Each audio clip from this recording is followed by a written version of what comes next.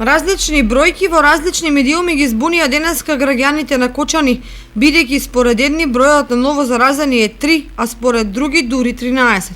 На својот профил на Facebook министерот Филипчо објави 3 новозаболени во Кочани, а повеќе портали Кочани го сместија на третата позиција на билтенот позади Скопје со 100 и Тетово со 19 заболени од COVID-19.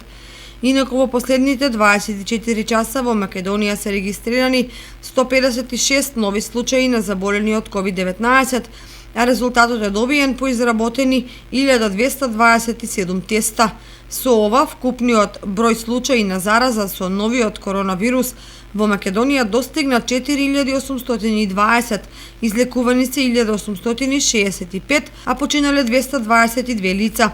Дистрибуцијата по градови на податоци од последните 24 часа: во Скопје 100, Тетово 19, Куманово 11, Велес 6, Штип 6, Кочани 3, Струга 2 и по еден случај во Свети Николе, Кратово, Гевгелија, Гостивар, Кавадарци, Охрид, Битола, Прилеп и Дебар. Истовремено 29 пациенти се излекувани, а починаа 6 пациенти позитивни на COVID-19.